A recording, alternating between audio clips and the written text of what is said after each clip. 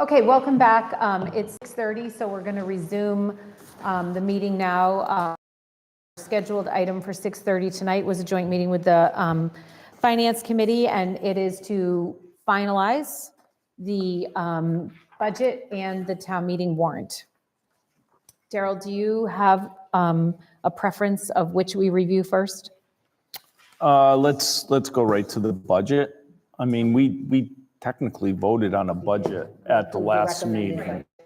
Yes. I know, and I'm sorry I was not there. That was okay. Yeah, so, but I also clearly understand that there's some changes in the school that we've got to figure out with voc ed has changed significantly, so, but how do you want to do this, Diana? Do you want to say just go page by page, and if there's anything we need to review or discuss, yeah, we'll do it that way. That looks great. I don't think there's anything on the first page. So this is the, like basically the general government page. This one looks like it's good to go. I don't think there anything big there. So the next page, which is public safety, fire and ambulance, has some highlighted. So, as I had communicated to both boards, that I did add $3,000 to expenses. The chief had made this request in his submitted budget, but that's coming from ambulance receipts. And just so I can clarify, we technically have two budgets. So there is an override budget. There's one budget, and so yes, this Would be to both, right? so it would be to both the override budget and this budget that we would be adding this. The 3,000, No, Just to this one. just to this one.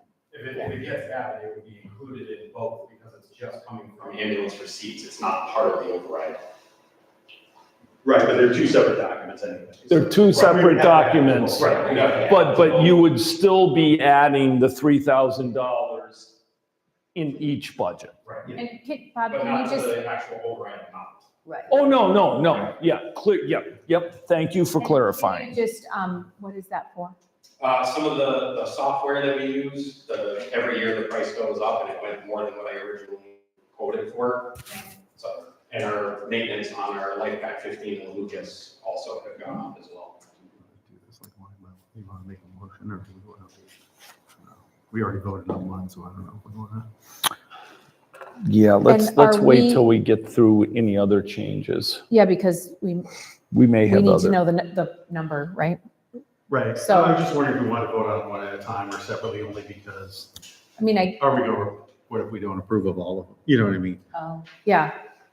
I Since we mean, already voted. I on it. guess If we we hadn't could voted on vote- it, it would be a different story. why not do it one at a time, so now we know what's happening to the bottom line as we This go? would be bottom line neutral either way because it's coming. Right, exactly. That's true. So from the finance side, I would entertain a motion to approve the additional $3,000. Make a motion to approve the additional $3,000 from ambulance receipts. Is there a second? Yep, I'll second it. Okay, any discussion? Okay, hearing none, all in favor, please say aye. Aye. Any opposed, nay? Okay, motion carries. We don't need to vote that. Okay, No. okay. Education. Education page.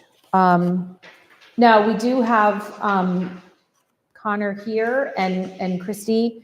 Did you want to speak to the budget in general or just to this particular? We are prepared to speak to the budget, not specifically to the vocational schools issue that has arisen. That's not something that comes through our budget. If you would like to hear from us on the budget, we're happy to present as much or as little as you would like this evening. I mean, this is the last opportunity, right, for people to learn what increases are about before they're going to be asked to vote on a budget. So I think if you're willing to do a presentation on, you know, the increases in the budget, I think that in terms of what townspeople need to know, I think it's a good idea. Yeah, Are you guys okay with that? that's fine. And while they're getting set up, come sit up forward, up front. I do want to touch a little bit on the Voc schools and tuition. And so just for my understanding, where was it and where is it going? Where was it? This is where it So was. it's in vocation, tuition and transportation? Right, because it just went up. Right. So the current fiscal year's operating cost is $584,976. That was the number that I plugged for FY '25. That's what we approved. Right. That's But what I'm we knew that there was a possibility that it could increase. So what is the new number? So the new number now is $722,257. 722, 250? 257. 257. So I know we don't have it. So that's quite a, Yeah. it's an Quite a additional- hike. Yeah. Tell me again that- 137,281. huh? Quite a hike in the vocational. Yes, Yeah. that's what we're talking about. Yes, it And is. so, and if I can clarify, just for townspeople, is some of this, I assume, is not students, because you probably had a pretty good idea who was going in the first number, but this is tuition increase? There's a slight increase in tuition. $4,400 per student upswing, which would also include a transportation hike. Because I know our school budget transportation costs shot tremendously up, and I think, Transportation didn't change. oh, ours. Transportation is the same. ours For voc did. transportation. For voc Voc transportation. Voc transportation. Can you tell me again, so the number that I'm looking at is the 584,976? Right. That's that what we now- approved, And what's the new number? 722, 257.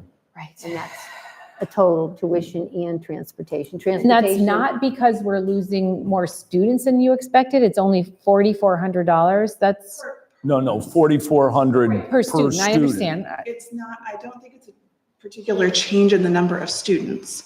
It's a change in the cost per student, I But doesn't believe. the number of students change every year because the ninth graders jump on? And all of this is subject to who gets in, and I don't think that's a known factor. We have 11 students currently who are applied for next year, and that includes 8th to 9th grade as well as a couple of the other grades. But some of them know they've gotten in. Some of them. No, they've I gotten heard that. So the we should have that acceptance number. I letters mean, went out. those notices went out. But I mean, people were but then there's publishing it. Wait lists and things come, and like, that number doesn't get finalized until the start of the year. We also have time to Right. accept as well. You don't know what's going to go. Yeah, I So- understand. So it did, so from the hard part is, so we need an additional $137,281. And We don't have it. to be blunt, we don't have that. So that's why I wanted to spend a few minutes on this. So Marlene, can you tell us what we have in free cash? So right now, there's a availability of 151,115 left in free cash. So what, 115, 151,115. so, and at the last meeting, we had a discussion, we had to set some money aside. Yes, we did that. So even setting that 100,000 aside, there's still one. There's still 151. Right. And so already in free cash, we're using that for Snow and ice snow and deficit. ice, which is 100,000. Phil? And this year's vocational tuition and transportation deficit of 11,180. Okay. And those are two typical uses for free cash every year. Mhm. Yeah. But this is a little different because it's just kicking the can down the road. You know, Right. we usually don't use free cash No. for expenses that are just going to continue to go on and build. So yes, that's very well stated and agreed. And so I guess one of my questions for you guys is, got any money kicking around? Yeah, I mean, I don't see how this can just come from the town side of the budget. There's no way. can let us walk through so that the select board hears what we're asking for and what we have cut already, so that you have that perspective before we start that conversation? Is Sure, that yeah. reasonable? Can I do have a question in the back, so I just want him to be able to ask in case you can make sure you answer it. So, Luke Longstreet, 152 Gantry Road. The current number that was on the board, the 586 or whatever, I'm just curious, that number that was presented, how many kids is that currently funding, 584, 976? How many kids is that currently funding to go vocational in? I don't know off the top of my head. I know that next year we have 31 students. But just so we can Yep. look at the numbers and Yeah. how the numbers are phones or calculators or whatever. Yeah. Is that for 26 kids? Is that for 12 kids? Is it for how many? So I think what Connor says, we don't know what the exact is for last year or what the budget was built for. I can tell you Charter Vocational Collaborative students in 22, we had 31 that were out. In Okay. 21, we had 32. I think we're talking about 31 that we know of for next year. And you're asking for $200,000 increase? This isn't the school budget, this is the vocational school budget. So Smith Oak increased their school cost per student $4,400 per child for next year. Yes. Then does Hatfield or any school get a choice to not send kids? So if you do the math with 31, it comes up pretty close to 137,000 with just the $4,400. But that's based on, okay. That's not, I'm not making sure, I'm just asking the general, some people are gonna ask that question. So obviously There's kids that graduated from Voc, so they'll cycle off, and then there'll be some new kids that cycle on. You're expecting it to be net zero, the same. What I roughly. don't have right now is the number of Hatfield students who we expect to graduate. I know we have 11 new students who have applied for next year. Typically, we have roughly the same number going in and coming out. But I don't know the number of expected graduates from school. Right. Yeah, and for people sitting here, just remember, these are two separate line items. Right. And Right. there's no way that you can move between, the school does not have the ability to move between line items, Right, I'm just trying to justify. No, but if the The school's dollars. budget is Reduced by a certain amount, it goes into the general fund that we're able to use to fund this with. Oh, yeah. So it's 10. If potentially, right. So I guess, Keeping in mind that But I believe, and Sean, I'm sorry, I didn't mean to interrupt, but we have an obligation, right? If our students apply and get accepted and want to go there, we have an obligation to do that. we don't have an obligation to use Smith Vocational. We do have an obligation to provide vocational education. It's more complicated than that. I mean, you'd have to. You'd have to find It's more another- complicated than that. I don't have the law in front of me, so you'd have to kind of look at. I'd have to I'm look not at it, but- suggesting we don't do that, No. because I think that for kids who make that decision, it's really important to them. It's a good choice for them. Right. And this Yeah. isn't where they want to be, so I think it's also important though. I'll let one more question, but Just then, really quick, does this mean that children who are currently 8th graders that are school choice children, that we as Hatfield are responsible for them to go to Voc if they got accepted, or is their sending community responsible for them? That's their setting. Okay, thank you. I just, real quick, sorry. I mean, also, we should know that Smith Vocational is not a regional school. Right. So we don't actually pay the full cost of what it costs. We don't pay any capital expenses at Smith Vocational. right, So the building, the equipment, anything that's a capital cost, we don't pay. So the city of Northampton bears all that cost on their own, and in exchange for that, they have control, the trustees have control over the school. Because it's not a regional school, we don't have representation on it like that. But we get a bargain at some, I guess my Yeah. point is that I'm just trying to understand the numbers. So Yep. if you're saying that a $200,000 increase is It's equal not to 200,000. It's 137,000. 137,000 is equal to $4,400 per student for 31 students. Yep. If you run the numbers on that, what's it currently cost? So if this budget's built for 31 students at 584, No, yeah, right? yeah. That's what you just said. Currently, it's gonna cost, what, $9,000 to, how many thousands of dollars does it cost to send? Oh, I see what you're kids? trying to get at the current base. Right, so then we can figure out what this percentage increase is to see. Yeah. But I And don't in think this it's number, not you- negotiable, Luke. It's like we can't, it's, Either the only way to cover this is that the general covers it or the school cuts something, really where it comes from. exactly. There, it is what it is. It's an obligation we have to pay. And the 584 has both transportation and Right, tuition so- in it. Right, yes, I understand. Both sides of that. So I do, but, so Luke, I get what you're asking. It's about $19,000. 19,000. Yeah, Current. So I do want to get back on track and let the school have a moment to run through. Sure. So, and we appreciate that that's a really big change to absorb at this stage. It's hard. Yeah.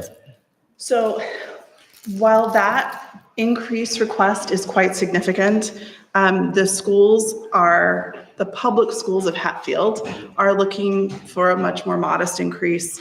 We're seeking a 2.5% increase in town support, which is an additional $149,317. This is less than a level service budget, which is what we typically come and ask for. A level service budget in today's local economy would be an increase of $567,000 or 9.5%.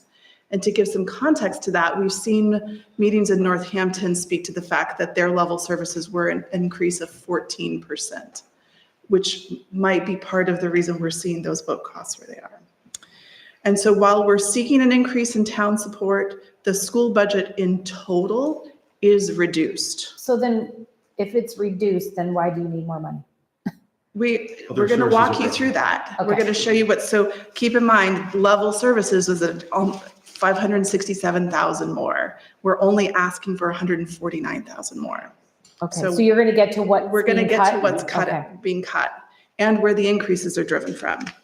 And so if you'll turn to page 3, we did want to, because this is one of the only opportunities we have to talk to all of town, to talk about there is a really positive impact from the investment we made last year. We maintained 2 classes per grade level and 6 specials at the elementary school. The middle school model was maintained. We continued to have small core classes. JV sports was maintained, X blocks and advisory time at Smith Academy, which is part of what helps build community and keep our students. We also continued our AP and elective offerings, 5 out of 8 of which would have been cut with the loss of 4 full-time Smith Academy staff had we not made that increase into the school's budget. We were also able to add funding for psychologists at the elementary school, for after-school clubs and Genius Hour at the elementary, a full-time music teacher at Smith Academy, which one of our insights of like where we're losing students is to the performing arts school. We're adding more performing arts to help keep those kids with us. Middle school sports came back. Elective classes came in without adding new teachers, and we were able to reintroduce the French language program. We made every effort to hire a Spanish language teacher at the elementary school, but we're not able to actually fill the job. And so if you wondered what that got us, the tides are really turning. A year ago when we were here, we lost a net of 6 students, 23% between 6th and 7th grades. This year we lost 1. We lost a student, but it's a far cry from where we have been the past several years. This year's kindergarten has 7 more students than last year's kindergarten. And since October 1st, which is the date that all the numbers are recorded, we've actually gained 13 students. Choice students, Not all. not all. Some moved here. Choice and local, Okay. yes. So the rising costs, like all school districts, we're seeing significant cost increases again for next year. We have a new bus contract. That bid, we had a single bid, and it came in 42% above where the current costs are for the same routes. That was a $46,000 increase. We have contracted salary increases. Those are only at 2.6%, but that's part of what we're obligated to pay. We have building maintenance contract for the elementary school, which has had some ongoing issues. There's an additional 21,000. And we have implemented a rotational equipment replacement because we have a whole lot of equipment in both buildings that is past its lifespan. But instead of trying to replace it all at once, we're doing it in bits and pieces so that we have a rolling program. Also, so that it wouldn't hit any budget all at once again down the road. And we've taken sort of a new approach to budgeting for food service. So the free lunch program is continuing from the state. However, and this isn't special to just us, that doesn't actually cover all of our costs. We were able to cover that this year, but it hasn't historically been budgeted for. We're budgeting for it this next year. So we've added 25,000 to cover for food service. In past, when families paid for lunches, I've seen us cover up to about a $42,000 deficit to cover food service costs. So this is actually a good deal compared to where we have been in the past. With that said, those are a lot of increases that are beyond our control. The bus contract, if we put it out to bid, could be worse. In fact, other districts were seeing much worse in terms of their new bus pricing. So with that increase of 567,000, we actually went back and said we need to make significant cuts. And so our budget cuts out $721,000. We made 72 line item cuts to get to that. The most notable, we've restructured administration, saving us $107,000 so that this budget would continue what we internally call our super principal model, where we have Dr. Driscoll performing the duties of both principal of Smith Academy and superintendent. There is some offset to that because we have a dean of students that moved into a role that hasn't existed in some years. But all that restructuring did make a significant savings. We have staffing tweaks that won't impact class sizes or offerings to the tune of 95,000. We anticipate a reduction of outside tuition through graduation, which would be a savings of 30,000. We're looking at how we might scale down depending on the need for preschool. We're anticipating some retirements, which always have some savings that go with them.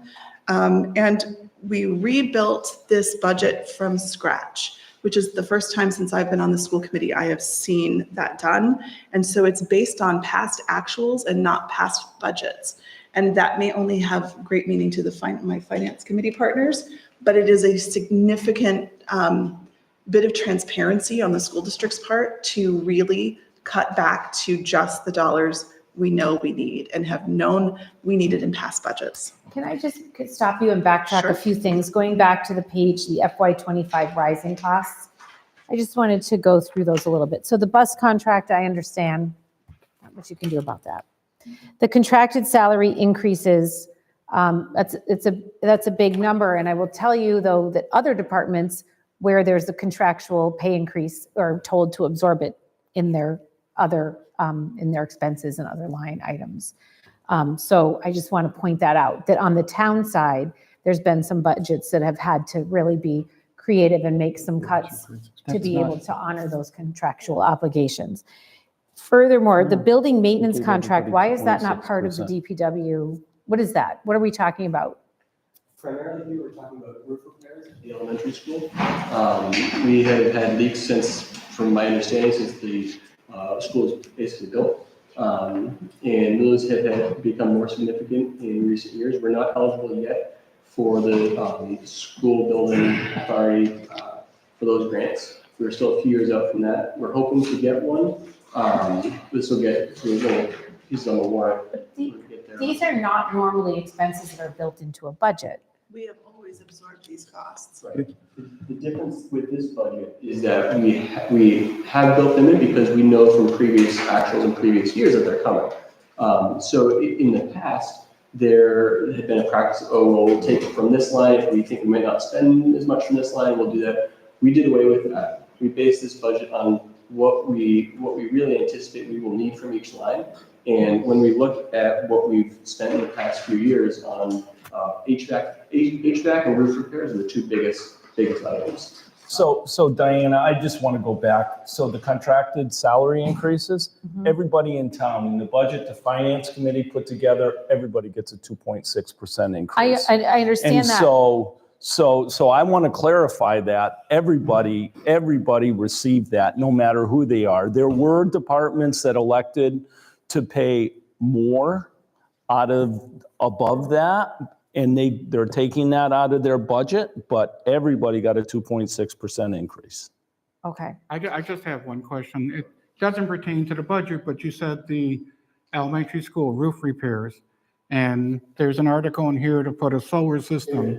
How does that affect with, you need roof repairs and putting solar? Will they put in the solar, then a couple of years you got to rip them off to put in the roof? Thank you for that, because that gets to the warrant question. The reason we wanted that on the warrant is because as we know that a grant is coming out this summer. It's called the Green School Works Grant, and it is specifically designed for schools that have aging roofs, aging facilities that aren't quite to the 20 or 25 year mark or 30, however far the state kicks it out, that could use some refurbishing of specifically their roofs to get them solar ready. So the warrant is on to prepare us and position us to apply for that grant competitively. Since you brought up. No, that's great. It's a good question. There's no guarantee that we will get it. We just want to be incredibly prepared, because my understanding of the grant is that it would pay for the replacement of the roof in addition to the solar panels. It would be manna from heaven. It would be, a grant in millions of dollars, which would be hugely beneficial. That work likely wouldn't get done until the following summer. So we still have to deal with leaks, at least, even assuming if we get that grant, we would still have to deal with the leaks through this year. Okay, so I understand that, but I did think that typically all of those types of building maintenance things went through the building maintenance department. No, Phil? No. Okay. And then the equipment replacement, the 54,000, that sounds like capital stuff to me. Is it not, why is it not part of capital planning? Why is it being built into a budget? Well, one, there has not been a capital plan approved that would cover those costs for the past couple of years. And this is a few units at a time instead of like all of them at once. So the past, when it's been a capital expenditure, it has been big blocks of equipment that like all the teachers' computers might get replaced at once.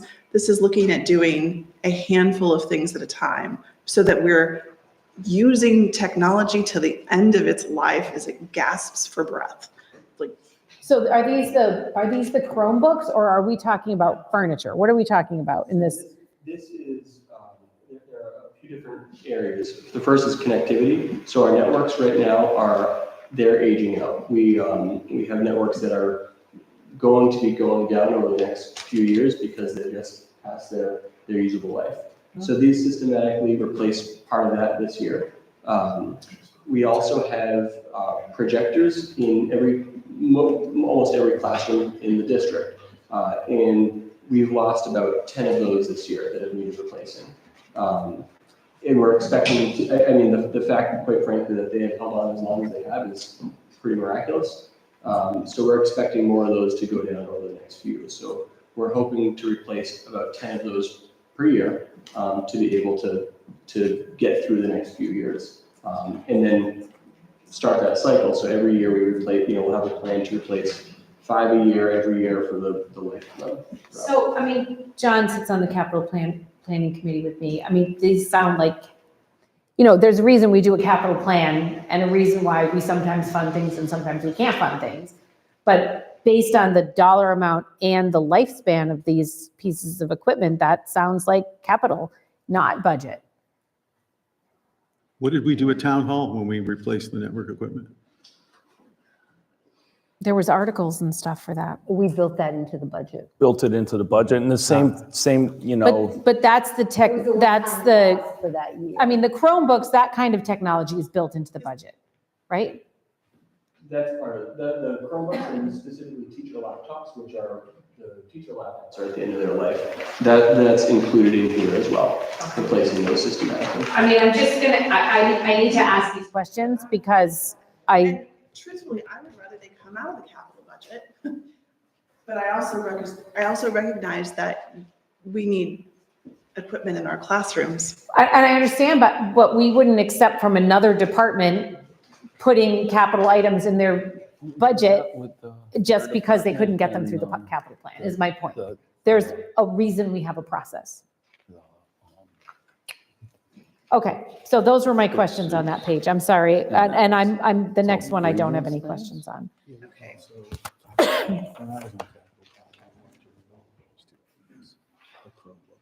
So moving on to page 6. We've spoke a little bit about the fact that we've sort of philosophically budgeted from a different standpoint that started at scratch and built up. It lacks the flexibility that some prior school budgets have had as a result. By the close of this year, we're looking at around $156,000 of unbudgeted leaves of absence within schools. And 2023 was not cheaper. And this year, we're only able to manage that without coming back and asking town for help because we couldn't fill all the staff openings that we had. And we restructured administration mid-year, which found some savings. Prior, my understanding is that the committee and superintendent would come back to town finance and ask for help. And we're just recognizing that we should plan for some of this. While the details and the specifics aren't known, the fact that it will occur is plannable. And so we've added in $85,000 for leave of absence. And that's really our only cushion in this budget. Like I said, we built it up using what we knew we would pull from each line. And so this 85,000, that's all that cushion that is now put into one spot, one cushion, right? And cushion for something that will come. It's not, we just don't know where or when.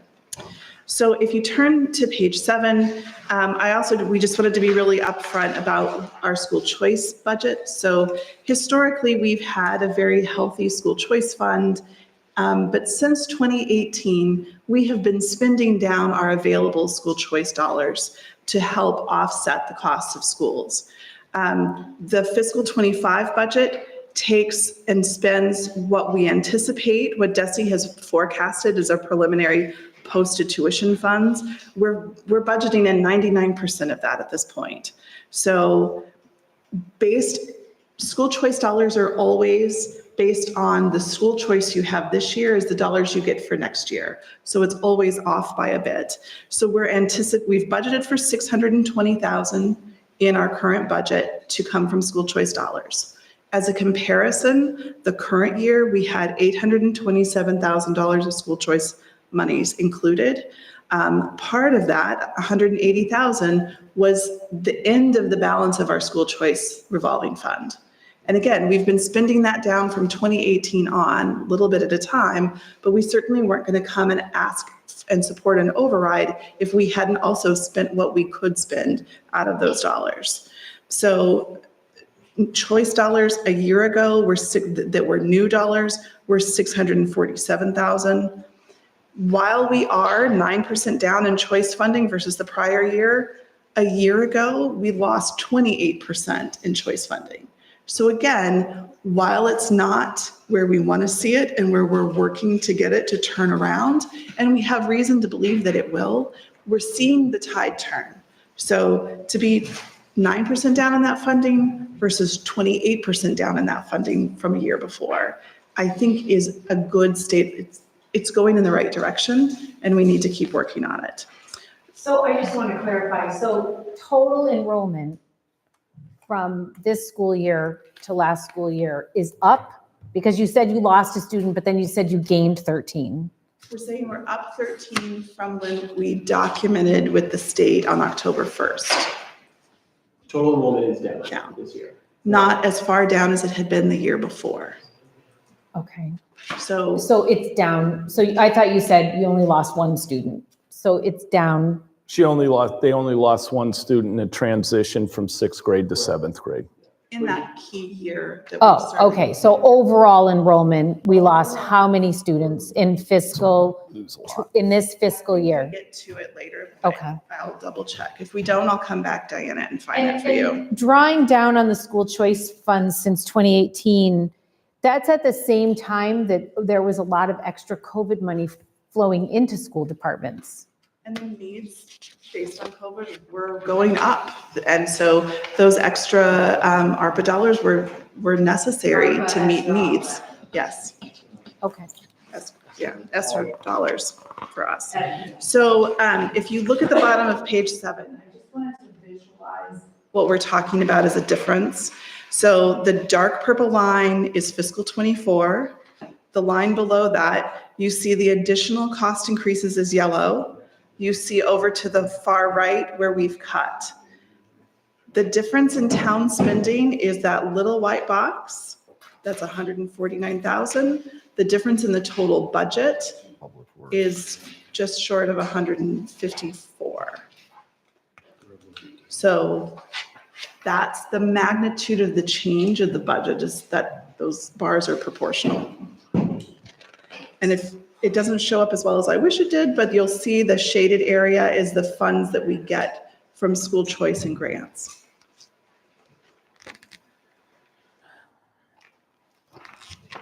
So, I see with the little chevrons. yep. Okay. So the difference there is mostly our choice funding, but we're looking to build that back. Okay. So as we work to do more with less, the cuts that we've proposed are really, we're working to make sure that they're as far away from the classroom as possible, because we really need to maintain our offerings. It's key that we don't cut more, because we're still working to build back enrollment, both in choice students who bring tuition with them and to keep our residents, which also helps the town budget because it will save on outgoing tuitions. Nearer level services will include maintaining small class sizes, which is key to the district plan, maintaining a preschool offering, keeping the number and diversity of electives at Smith Academy, expanding sports offerings to include middle school teams whenever possible, maintaining software that's available to students, maintaining technical support, continuing rigorous professional development for staff, and adding 2 new electives through semester course offerings without a staff increase.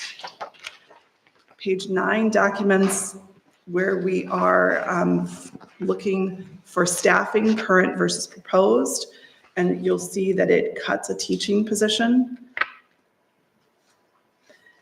And it cuts some educational support professional roles.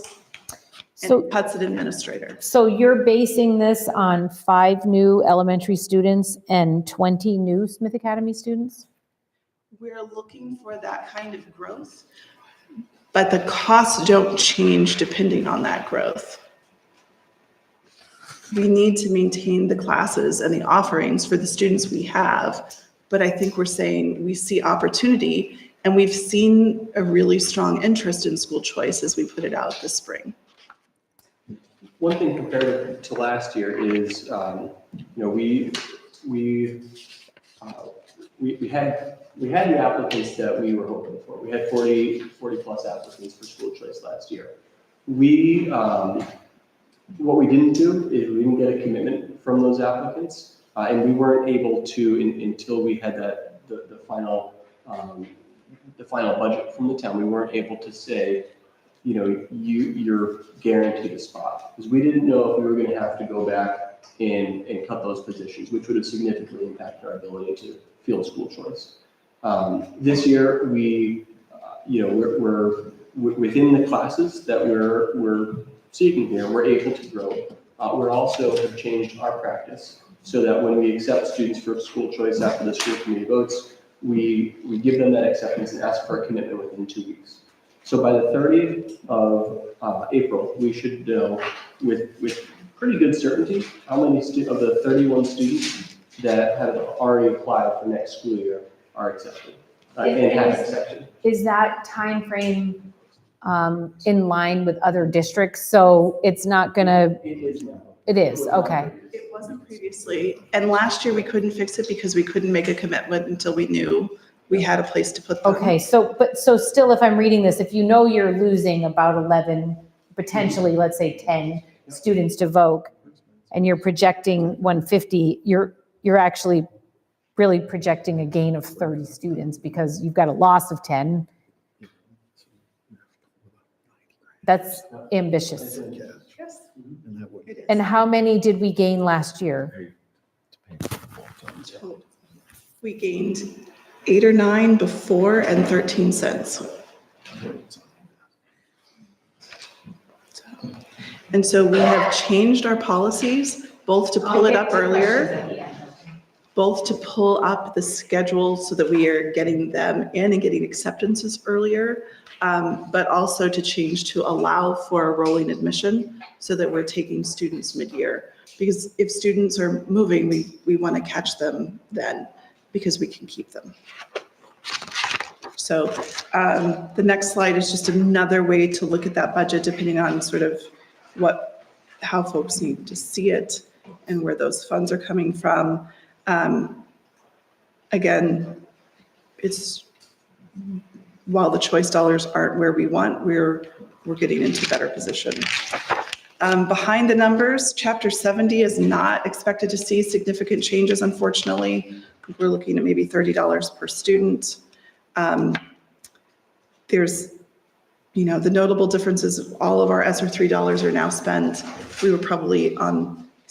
We spent more ESSER dollars earlier than some districts.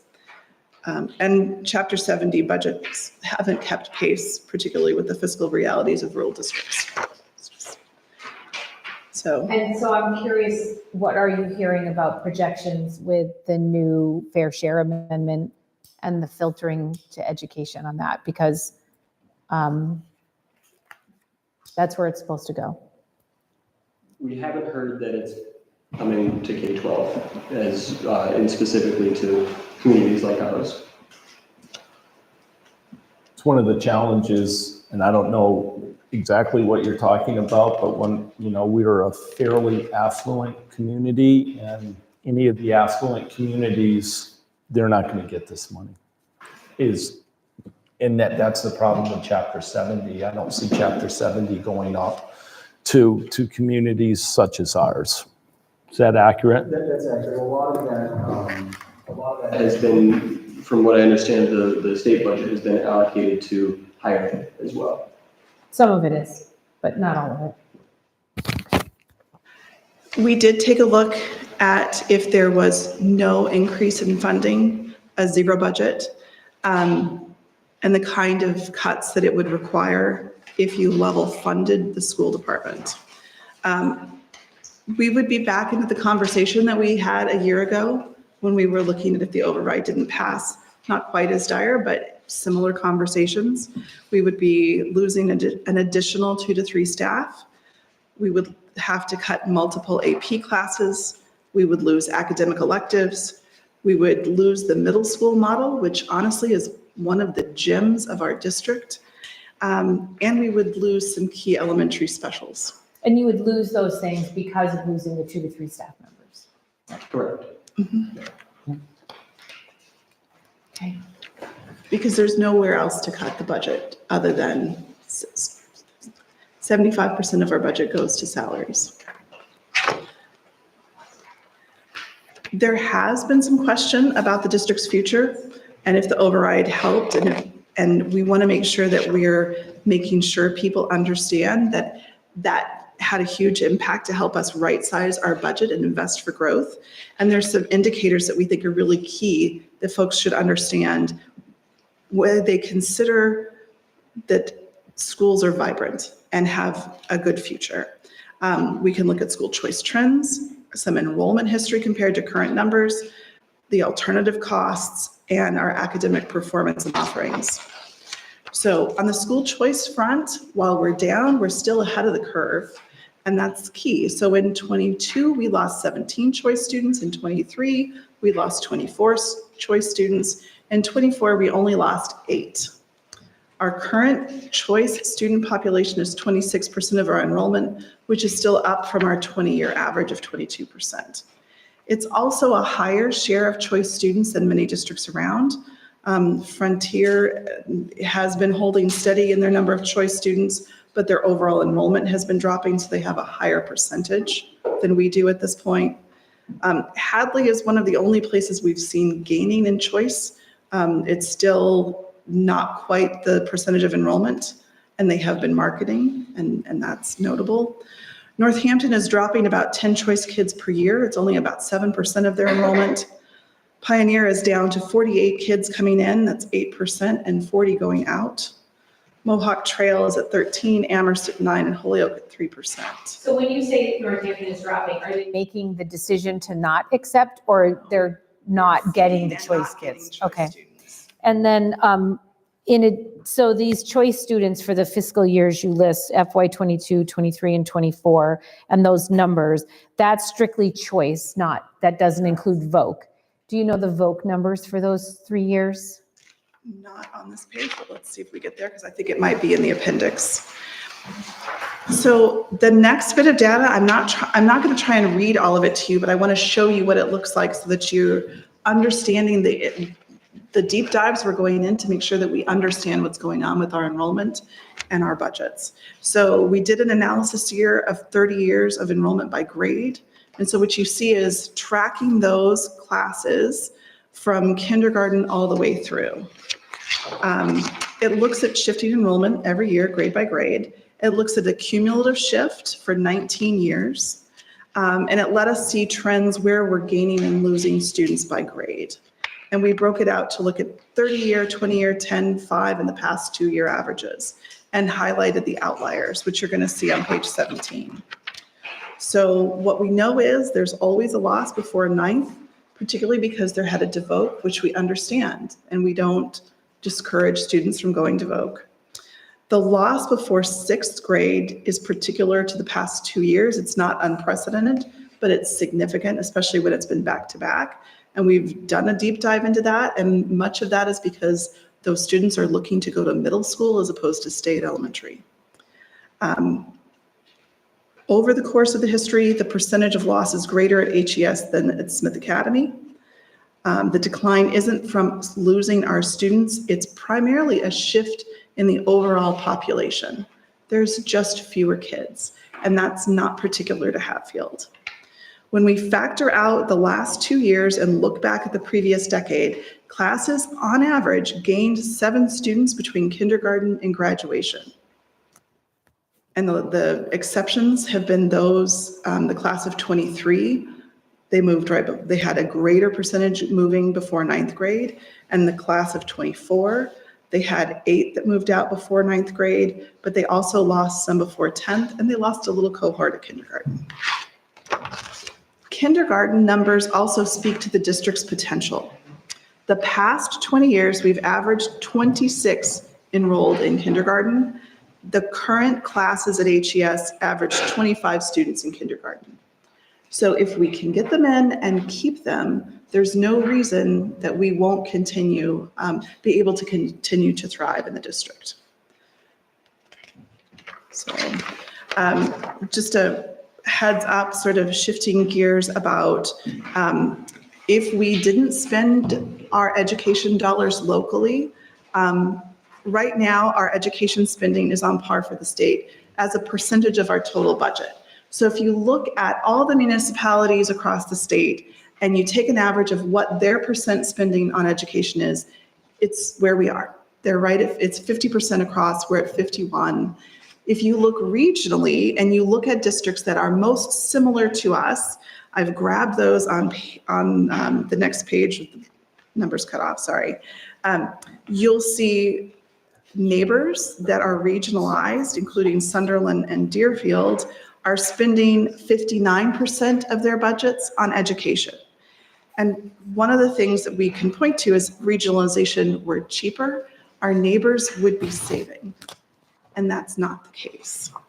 When we look at districts that are in our neighborhood and similar in size to us across the state, the comparative town average spending for education is 52%. But like local communities, hyper-local ones like Granby and Hadley are very low at 38% and 45%. But yeah, you're saying at 38%, Hadley's attracting a lot of, That's their spending, that's because their overall spending is quite high. It's not that they're spending less per student. So if you go to the next page, you'll see the spending per pupil. Hadley is still spending more per pupil than us. Yeah, they have a split tax rate in Hadley. true, And a massive tax base. I get it. I'm just, So it's we're just talking a- about local schools, it's- yeah. Just Right. clarifying. And so that's why we're kind of looking at big grouped averages, and then also at a per student basis. So I would like to commend us that our investment in our students and our kids between 21 and 22. So the DESI data that comes out that gives apples to apples, that factors in all spending on education and looks at cost per pupil. It doesn't keep up with, it's laggy, right? So the last year we have is 22. A year ago when we came and shared this data, our spending per pupil was in the bottom 6% of the state. And in 22, in part because of ESSER spending, but other investments we've made, we're now in the bottom 35% of the state. Our neighbors are in the top third. So in particular area regional districts, if we were spending what it costs to send kids to Frontier with the number of our students, we'd be looking at almost an additional $1 million. You mean our students that live in So town? if we, Or all every students? student that we would be required to pay for by law, we would be looking at close to $1 million.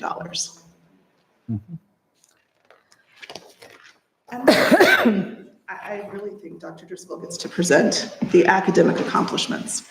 Sure, so the last page here is, this is just kind of a comparison to surrounding districts, because I think it speaks to what we do and what we do well. You know, we could talk about the colleges and universities that our students go to. They go to very competitive, very good colleges and universities. We routinely hear when they come back that freshman year was easier than senior year, which is great. We like to hear that. But this is what the state uses to kind of to assess schools. They use MCAS, 10th grade MCAS is a graduation requirement. It's also kind of the culmination of a lot of work that's gone in from younger grades up through high school, halfway through high school anyway. And so you can see these are the percentages of Hatfield students who scored either exceeding expectations or meeting expectations, which are kind of the two highest passing categories of MCAS. You can see we do well. ELA, math, and science, which are the assessed subjects, 83% in ELA and math, 72% in science. Comparatively, you can see where other area towns and districts score, and then what the difference is. And so we're routinely scoring double digits higher in those categories than we are than some of our neighbors, with the exception of Northampton, who's 2 points higher than us in science in 10th grade. So that's, you know, I think, you know, sometimes we hear we hear things about the schools that you know, they may not be preparing. They may, you know, your kids these days don't know X, Y, or Z, but they do. You know, we're seeing success. And I think these are the kinds of bits of data and information that are starting to catch on, and folks are realizing that, one, they're getting an incredible value as a taxpayer for the education that we provide, but that we're serving our students really well. And I think we're, you know, one of the things we're here today is to say we can't cut from this, and that we have faith that with continuing at the level we're asking, we can continue to see some growth that will only help ongoing future budgets.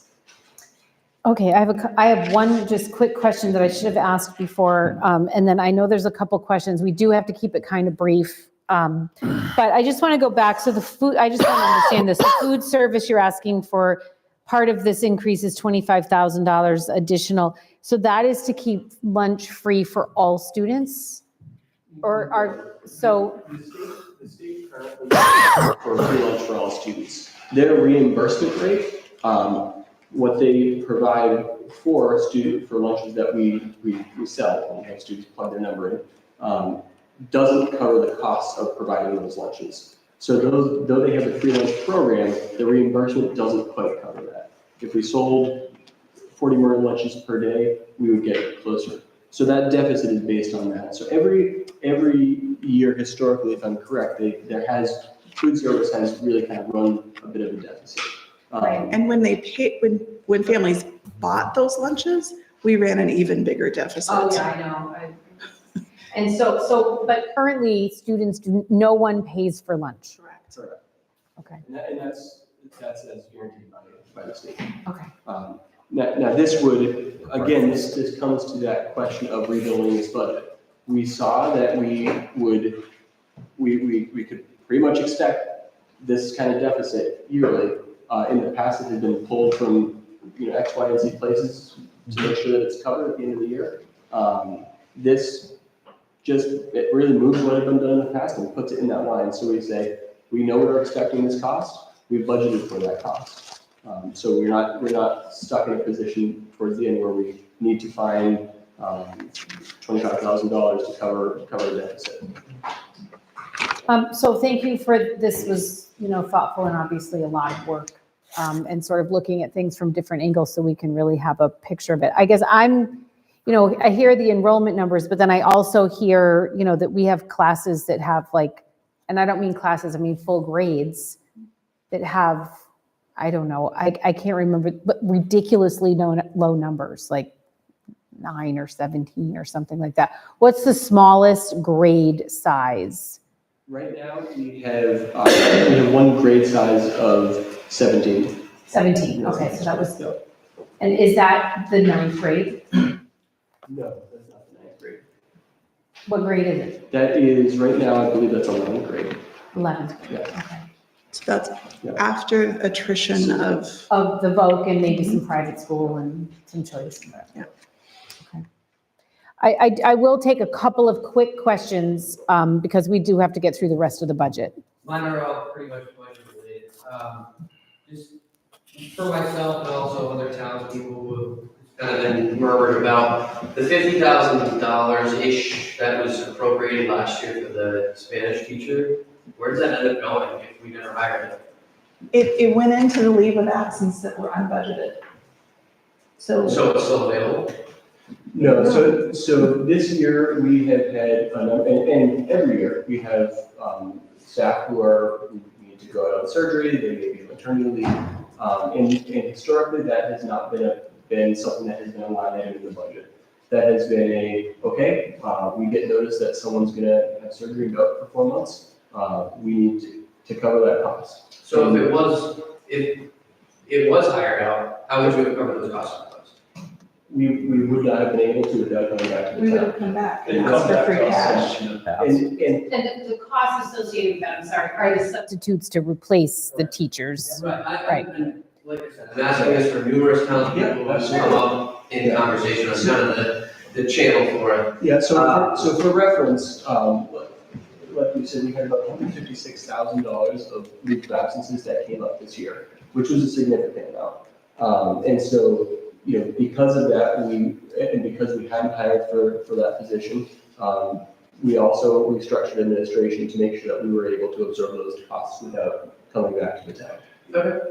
In just generally speaking, that same thing happens in most budgets throughout the year. There's things that don't get spent, because, especially now, because hiring is not reliable like maybe it once was. And so all those things actually is what generates the free cash. If you didn't have any of those things, your free cash number would be 0. Right, but it's the question that has come up Yeah. around town numerous times. No. Is that if the position had been hired out, Right.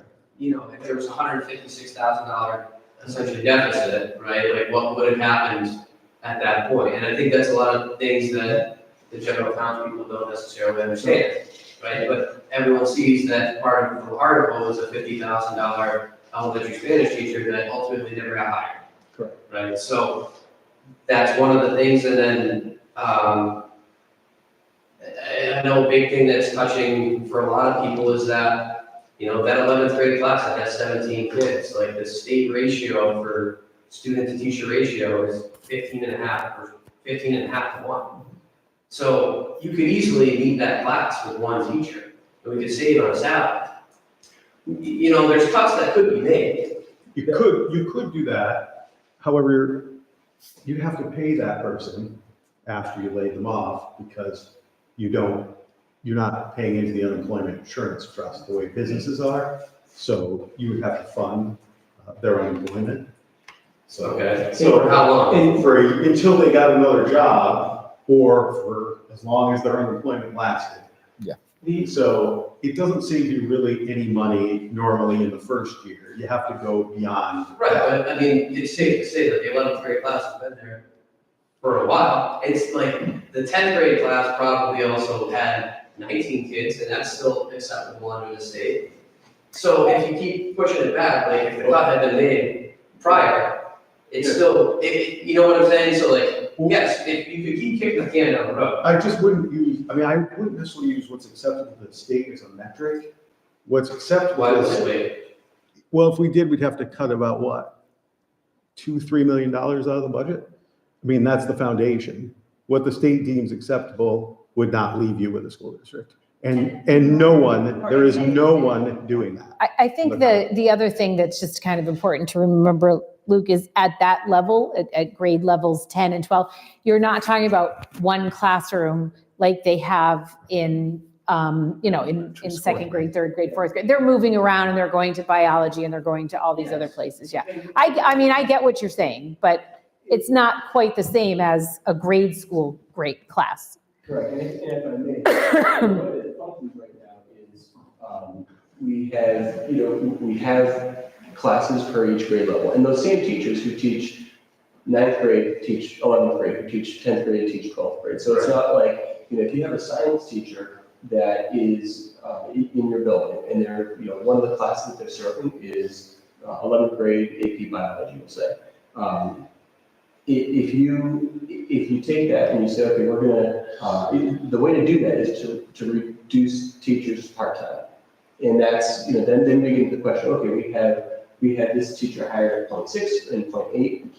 We then become an uncompetitive place for people to work. And we run the risk of really cutting off our nose to spite our face, because when we don't fill those positions, then, or we don't have full-time teachers, we don't have the best teachers for our students. And we don't have the vibrant offerings that we're able to have right now. So while we could do that, we could reduce it to, the 4 core classes, and really just a very small handful of electives, and get through and say, okay, we're teaching, we're teaching English 1, 2, 3, 4. We're not going to do AP English. We're not going to do journalism. We at that point, we don't recruit any school choice students, and we continue to get into that downward cycle. We also see our local students choicing elsewhere for places that have more vibrant offerings. Is that something as a townspeople we can ask to see those numbers run? Because it's a conversation that maybe ultimately needs to be had. And you're very welcome to come to school committee meetings, because we do have those conversations. We do have those conversations in school finance subcommittee. And I've watched numerous amounts of them, and no one is really out there asking the question. come ask for the that. question. I am right now. Well, I'm excellent. here right now asking that question. And we're answering. If you want to see the numbers broken down, please continue to come see us. Yeah, we won't have the time to get into that tonight. And I don't expect us to get into it. I just think it's a conversation that needs to be had. And since this is a numbers conversation, it really is something that should come up. And it's a conversation that needs to be had at some point. We funded $740,000 into the school system last year to fund all these elective courses, and the play this year has like 12 kids in it. There's half the JV teams aren't funded. There's no one to play on. And yet we're still funding the coaching positions for them. If the team isn't there, there isn't a stipend for that spot, so. And teams have So then where did the money go? those teams have benefits. We've had middle school and JV teams up through. The only team haven't had JV for this year is softball, as well as girls soccer and field hockey, because we never really had JV teams for them. But the other teams have been there. We were also able to add back middle school sports. So there was, I know, I just want to ask one more thing, but I do want to move on. Because we have a lot of other budget things to get to. But there, I thought that part of the override funding was also having us have a computer science focus so that we were attracting choice kids. And we have added on that front Okay. and are continuing those courses. So we're not looking at it. So the very last page of your book looks at the 24-25 course offerings for Smith Academy. Because I think there's, I often find locals, in particular alumni, surprised at what is happening at Smith Academy. I mean, just the number of things that you can do and take and learn. Pleasantly surprised. Bob? I don't think we ever went back to the enrollment numbers from last year to this year. I know you had asked the question, and we thought we might get it later on, but that never came back up. I I know will- this year as of October Actually, I think it 2022. did, I think we did get back there. You guys have in your book that it never got listed for the public. Sure. I know it's 322 as of October of this school year was the number of last year's enrollment. That's the number that Jesse uses. We'll look for it. I do know we did get to it. I mean, I'll let you speak to it. So the number from Desi, we would add 13 at this point. No, last school year, so Yeah, last school years. 22, 23, and then 23, 24 that we're in. I know that we added, but October is the number that we were told that SE uses. Yes, the number in here is the current year and the proposed year for next year. We don't have that number in here. I believe we were down about, I want to say about 18 students this year. After we added the 13. No, right? prior. Yeah. I thought it said we lost one. In that one grade, we lost one, in that key grade. Yeah, I was looking at the total. Yeah. I have the numbers from last year, it's 352 and we're at 322 when we started in October. I know we really added a few, but that was what the number that we had from last year. And that's on page 29 if you're, So just that we had a pretty drop when the school year started. we did, and it wasn't as bad as the previous year. Okay, so so the enrollment is still down. It's just not nearly as down as where it had been. So again, the analogies for that are kind of. So it didn't come up. It just didn't go Didn't go down. down as We've- far. we've It went down, just not shifted as the far trend. Yes, as it had gone before. significantly. I would actually have something about those, very simple chart about those numbers ready for town meeting, because I think people will have specific questions And we'll about make sure that. that we speak to that in our budget presentation. for the It's a school. fair question Yeah, it for is. townspeople to ask. So Okay. your required net school spending would be $4,390,000 Which, versus 7. So you'd have to cut the budget in half if you went with this. But there's a lot of questions, and tonight's not the night for it, you guys have 1,000 things to go through, but there's a lot of questions that have been skirted around and really not, I don't feel, after watching meetings from home and being present for them, that are 100% answered, because one of the things you answered the other day was, if we did academic enrollment to Frontier, it's gonna cost us a lot more money. Well, yes, because DESE requires us to pay for school choice children to also go to Frontier. But if we were actually to ask the question for regionalization of Frontier, we are only required to pay for the students of Hatfield from grade 7 through 12. And I think that that is a general statement that, number-wise, that we should be looking at as a town of what we as residents can afford. Where does that come from? There was a meeting recently. No, where does if you regionalize, where does that come from? If Hatfield Schools District was to regionalize their high school to Frontier, yes, you pay a portion because you have to pay into their system, but we are not responsible for the school choice children that also come here to go to Frontier also, they're sending districts. Where does it say that? Off the top of my head, I don't know, I've read the material, I worked for a school for 3 years, and all I'm saying is academic enrollment, you 100%, if you do tuition enrollment, yes, we're responsible for our school choice kids, 100% hands down. But the school regionalization, we're responsible for our Hatfield resident students, not all the kids that get sent here. But Carrie, that's not looking to regionalize. Frontier's not looking But to then I didn't ask regionalize. if Frontier was looking to regionalize. Northampton, there's no schools looking to regionalize at this point. I'm just saying, Hatfield, whatever, it's a conversation that nobody That's wants not to what the have. statute says to me. I mean, And it's I'd a be happy conversation that we to don't sit want to down have. and read through it, but It's not what our lawyer has said. it's not what Desi says either, if you talk to them. Yeah. But Yeah, and it's way outside the scope of Well, that's what we I should be said. talking about I'm tonight. sorry, but- So I do appreciate this very thorough Yep. information that's, we appreciate that. So, and I appreciate that people have come in with questions tonight. And I'm sure, I think it's fair to assume that there'll be more of them at town meeting. Okay, so. Public Works. Okay, but Next we did page. not, we did not decide, we didn't make any decisions on this When you get a chance to send it to 137,000. me? Okay, I didn't have that, thank you.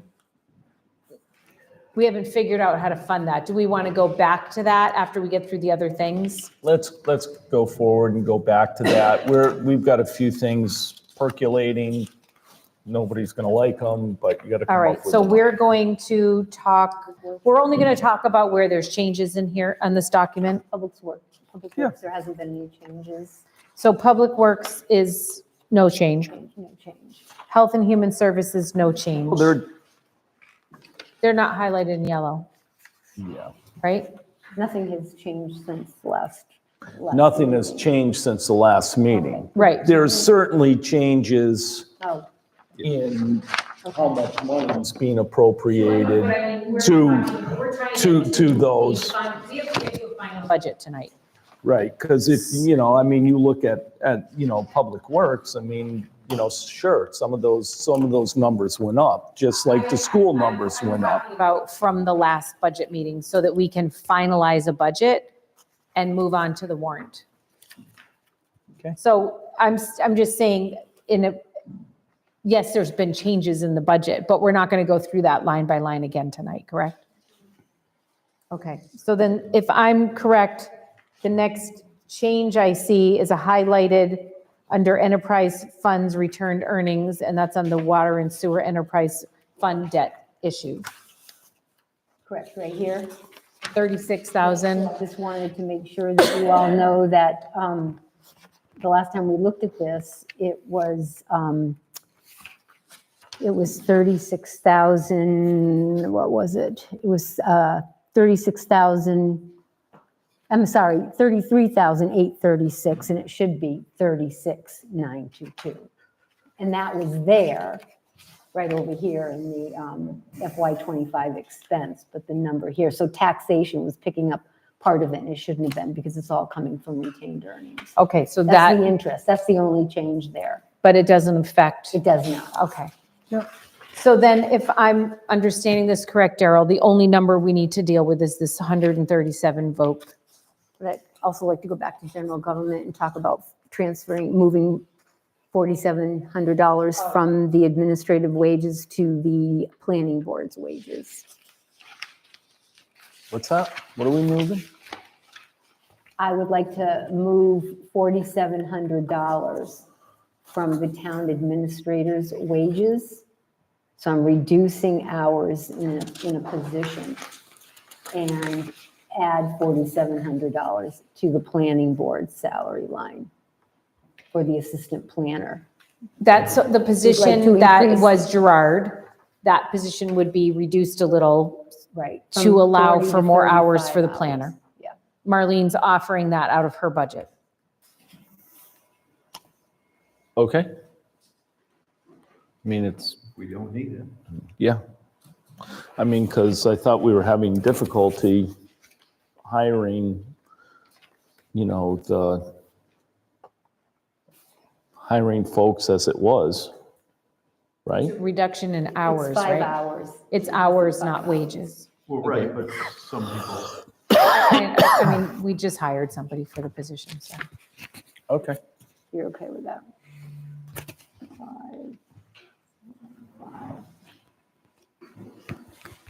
I mean, I don't have a problem with that if Marlene's willing to take it out of her budget. Yeah. Okay. Do we want to take a break? Because really, we just have to get to this 137, right? Wait for Daryl to come back. Take 5.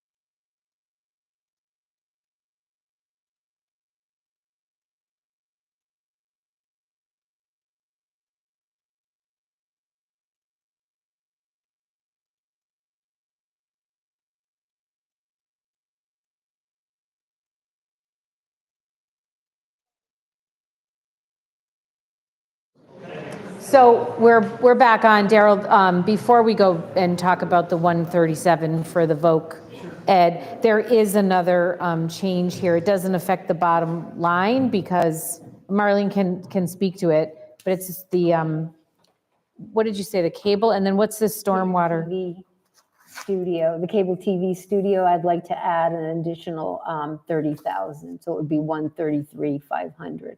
That comes from, does. Right, but it's, yeah, it's a change that you should know about, but Yep. it just comes out of Right. cable. So you're okay with that? And then Marlene, there's also this FY 2025 Stormwater Asset Management Plan Phase 1 project. It says ARPA funds with a question mark. Right, so well, you know, we have to vote on these plans pursuant to an article on the warrant, obviously. There's been discussion, we couldn't fund it from Water and Sewer Enterprise because it's for stormwater. What is this stormwater asset management plan, Phil? It's a map of the culverts, basins. We got a grant for $500,000, so them 3 categories are what the town's contribution is into the grant. The grant's over almost $600,000. Okay. So. And so 2 of them can be done through enterprise funds, but the stormwater asset management one doesn't qualify for that. So that one we were suggesting maybe pay that, just the 27,000. ARPA funds. With ARPA funds. Yeah, that's, you guys can do that, right? Yeah, Okay. I don't know. Guys, yeah, that's great. It's you know, Yeah. it's a small investment for an. No, important and thank you, Phil, for the explanation. Yeah. That's great. So now, so Marlene, you'll make all those notes on there. So now we're just back to the $137,281, which is that difference in that BOC school tuition and transportation line. Right. So do you want to talk about your idea? I mean, there's several ways, well, we can cut things, there's money in free cash, we can use that. The school would have to, that would get us through this year. The school would have to understand that that's not a long-term solution, that we would have to figure out going forward how to come up with that money. We could reduce it somewhat if we cut across the board 2% of expenses, not including retirement, insurance, health insurance, those. You're talking about cutting all other departments to fund that? No, I haven't finished my Oh, sentence. sorry. So you could cut that, 2% out of what I would call optional expenses, not the things you can't cut, like insurance. And then, if you took the school back to the 142,000, which is the 2.6%, instead of 149 or whatever it is, that would bring it down to 42,000. You bring it down by $42,000 roughly, something like that. I just got another question, just talking out of the box. There's that, on page 4 of their presentation, there's that rotating equipment replacement for $54,000. Whether we should be looking at ARPA for that amount, or whether we should not use ARPA for anything else. I know we've been holding We back have to use on it at some point. ARPA. Whether we When's the take deadline to spend it? Does it have to be This spent year. Number this year? 30. It's this year. We're waiting on there may be a, sewer, a Route 5 related significant. The only thing about the 54,000 in their presentation that I would say is just that, like, when I was on capital planning, these were exactly the kind of things that we were saying, well, that should be built into your budget. And then someone goes and builds it into their budget and we say, oh, well, you shouldn't have built that into your budget. That came up around the, Chromebooks. that came up around the fire turnout gear. It came up around the Chromebooks, because those things really aren't capital expenses. Those are every year. They wear out over time and have to be replaced all the time. Right, to safety. Yeah.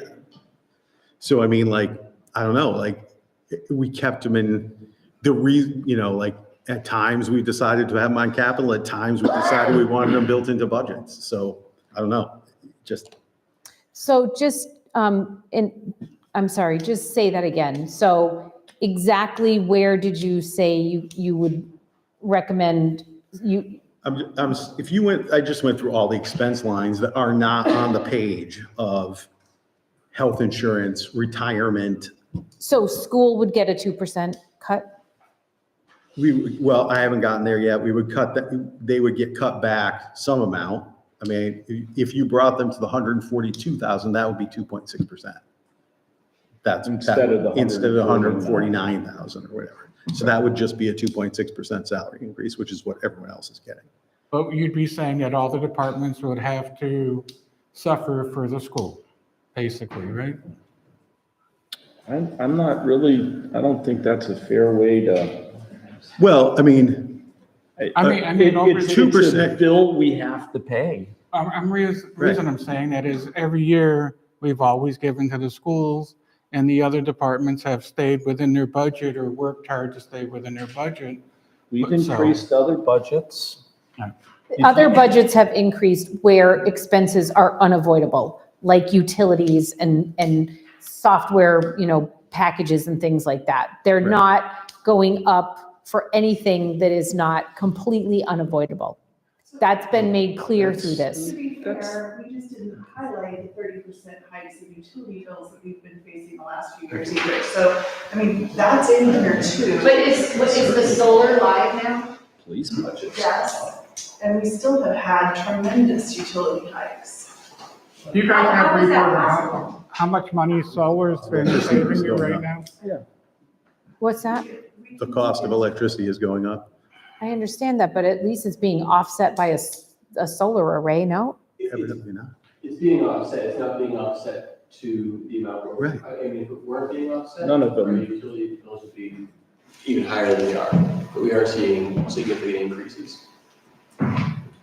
So right now, we got the option of 2% except for all the budgets or free cash, which would be kicking the can down the You road. still have to do both.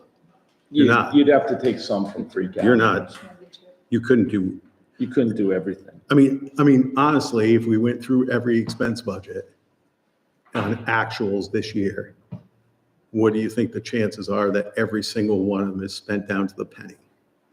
I can tell you it's not, because there wouldn't be free cash. Right.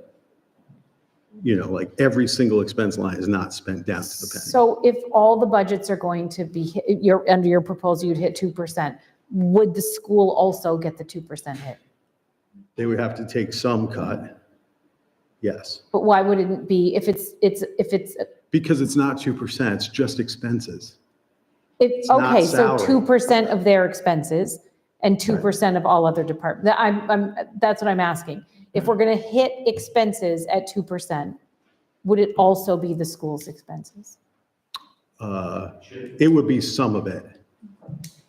So it wouldn't be, It wouldn't be 2%, no, because well, first of all, I can't calculate it because I don't know what their expenses are versus salaries. I know it's roughly 75%. Right. And in your proposal, you're talking about cutting from 149,000 down to 142,000, so they would be taking a $9,000 cut. I guess if it comes down to cutting expense lines, I would rather see it come from free cash. I just don't think we can cut all our budgets that much. What would the plan be for next year? I think you're kind of doing the same thing, but yep. Right. Yeah, it's not ideal. I mean, But- we did this 2 years ago when we did this for the fire and ambulance. We've 2 years, maybe 3, I can't, they all run into each other, but you remember. Yep. We funded them out of free cash because we had money to do it, and we knew the following year, last year, we had to come up with the money. Right. So, And we did. There could be And we offset did- with some, And we you know, did come up with the money. maybe there would be some offsets with, you're talking about upcoming retirements.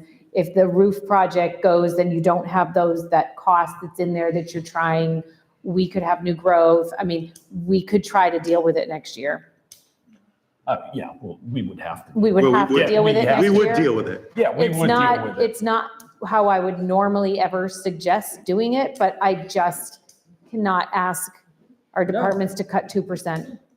No, and we're just trying to come up with options, I mean, things to think about. And yet, is it not fair to all the other departments? Maybe not, but we all together kind of have to work together, right? So. Why can't the school just stay in their budget? Why does all the other? What does that mean? Why do all the other departments have to take a cut and you're not even gonna apply the same? So what department? Explain what that means. What does it mean? You just said you're gonna. The $137,000 Smith vocational budget is not part of the I school. didn't get the increase in You're expense exploring that I was putting all of asking the other for. departments that don't pertain to the school, but let's just use the number 2% for the expense line. Yeah. Right? But you're not exploring making the school also cut their expense line by 2%. Why? We are exploring making the school cut their expenses. Why can't we just make the school stay within the budget? Like, well, why can't they make the cuts out of their own? Which we're making the budget right now. That's the, You know what he's saying, You know Sean. what I'm saying, Sean? No, I don't. Yes, you do. Why can't the school find another place to get $137,000 out of their line? Every other department. That is not in their line item. That $137,000 is not there. It directly pertains to the education of the students within this district. So every townsperson can look at it and say it's applied to the school system. It doesn't affect the way the roads are plowed and the DPW and the sewer and the water. It doesn't affect your emergency services. It doesn't affect any other department other than the budget of the school system to educate those kids. Every other department has to stay within the bounds that they're projected to, other than the school. And we keep spilling huge amounts of money as taxpayers into the school system. The school doesn't control the budget, it's vocational, I don't know. You're right, but they control the budget within their other line items. Right, so you're saying, so basically the argument would be then, that because some outside party decided to raise rates on the town, Yep, we should take that out of the school budget as opposed to Yes. anything else. yes. Okay, that's a reasonable argument, I guess. It's not, I don't share your opinion on it. You don't have to. Great. It's an opinion of a lot of townspeople, Wonderful. and not just the people sitting on the board. Regardless, we have to come up with a plan of how we're going to present this budget to town meeting. I personally think that the 137 should come from free cash.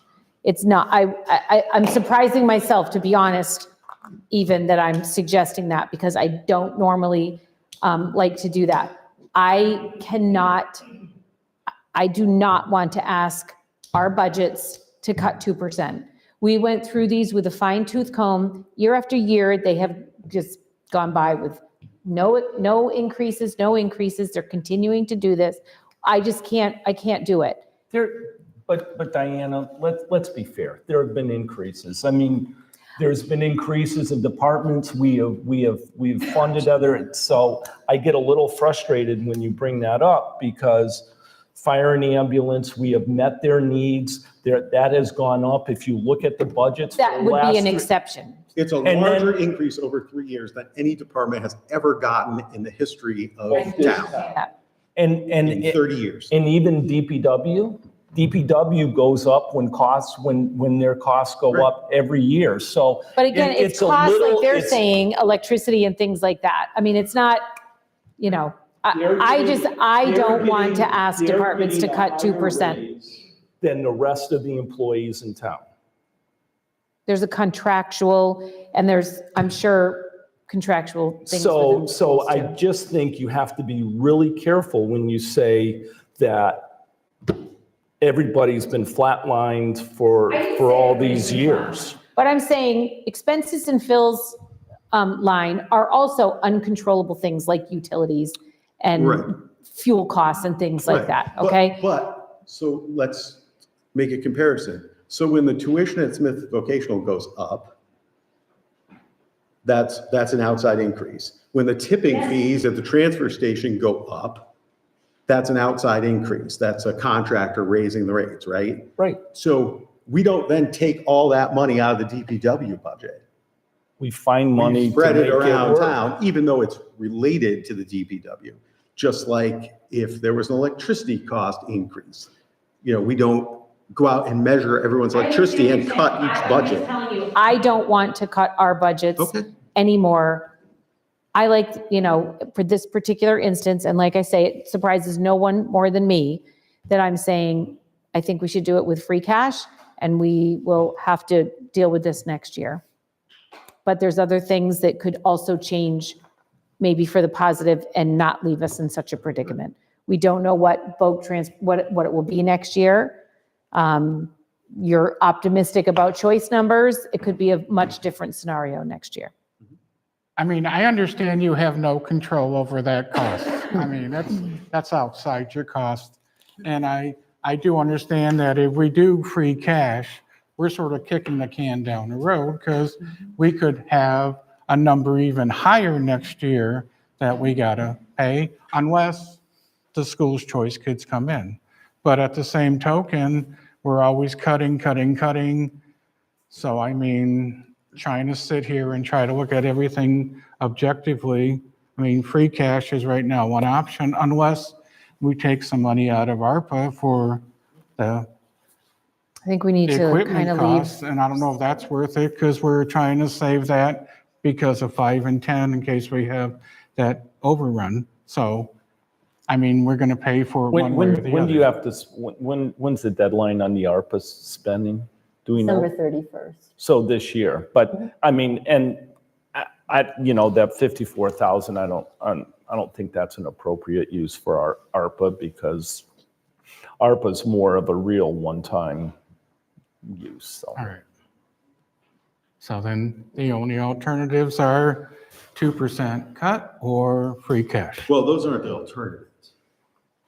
I mean, there's The nothing. alternatives are I mean, if you wanted to really make up the 137,000, you have to cut a lot more than that. You'd have to get into salary somewhere. I mean, that, you know, Right. the alternative is, the only alternative I'm proposing is, do you want to offset some of the free cash that you're going to have to use? Yeah, because your numbers, we still have. No free cash, that's not, Right. I mean, if you want to talk Our about. free cash number is what, That's a 151? whole different It's number. 151. 151, and it would be 137 of it. Right. Right. Right.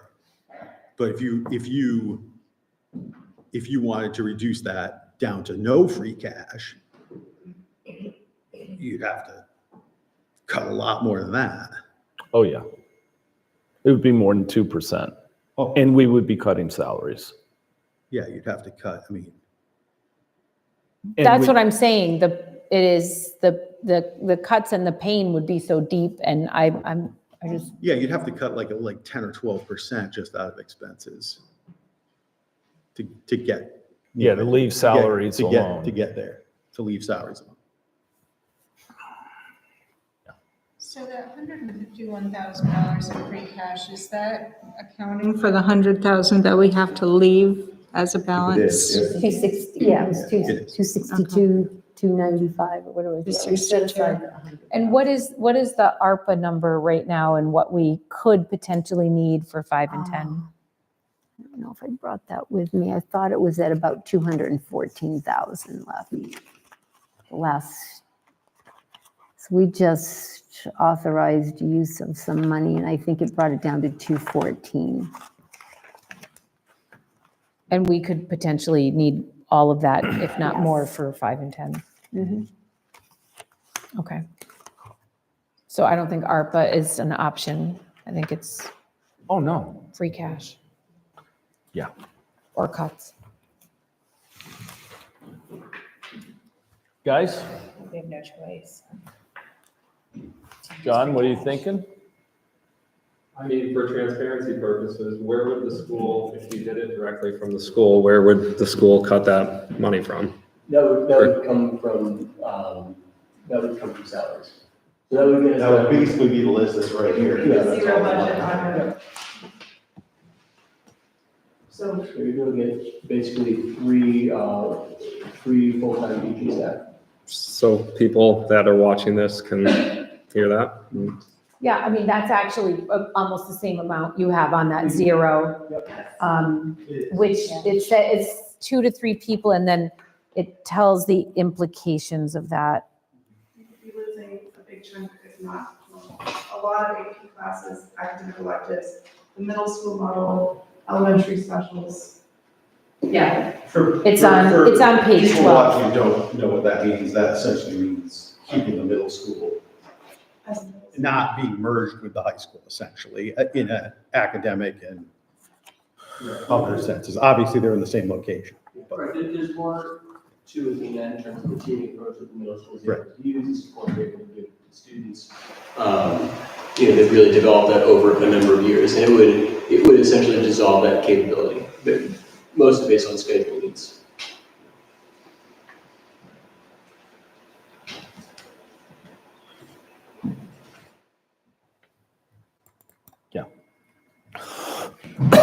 Which is an area where we're potentially losing people already. Yes. Yeah. And that's the. It's our weakest point.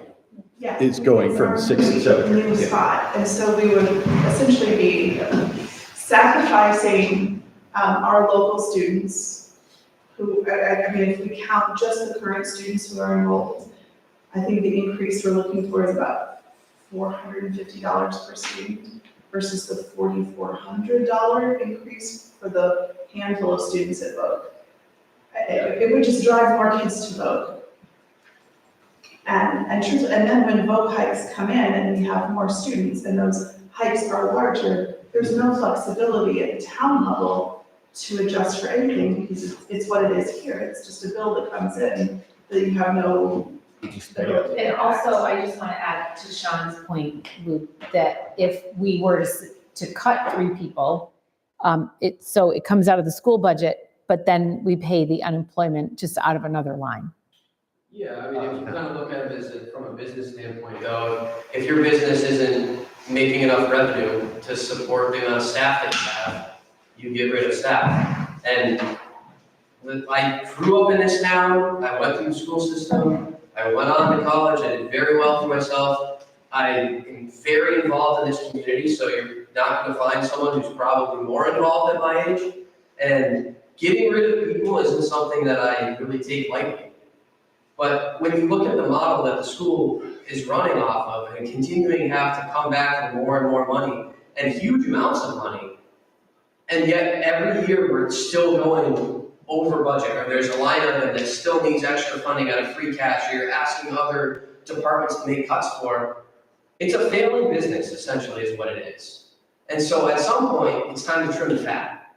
And does that maybe mean that some services get cut? It does, unfortunately.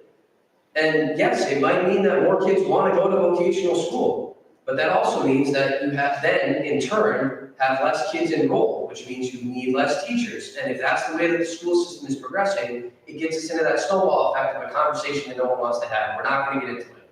But if you look at the school system as a business, it's not generating revenue at all.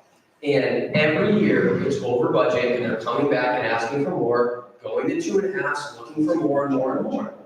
And it's not fair to the townspeople as taxpayers, first of all, and it's also not fair to all the other departments. It's just not. It's pretty challenging to look at anything we do in town as a business. Right. Because it just doesn't function like a business. Like, And I don't care if you, can you let me talk, please? I don't care if you talk about the school, the DPW, the fire department, any department. If you ran it like a business, you absolutely would not run it that way. You know that as well as you would be out of business because you can't compete. Towns and cities are completely different. yes, but when you look at the overall projected spending of a certain department over the past 10 years and how many times they've had to come back and ask for more money and more money, 2 overrides, this, that. I mean, What do you mean 2 overrides? 2.5 overrides. Like the amount of money that this town has spent on specifically the school system and not generated any results. The enrollment isn't up, it's down.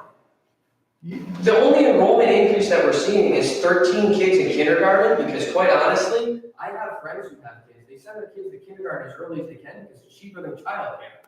But we're not seeing enrollment on the high school end of it. Right, because We're not seeing it. Right, because your population of school-age children keeps going down. Right, and we keep, as taxpayers, we keep funding all of these different amenities within our school system and keeping all of the teachers that we currently have, and we're not attracting more students. So maybe, instead of asking everybody else to trim the fat, maybe the school system is the one who needs to start thinking about starting to trim the fat. We did trim.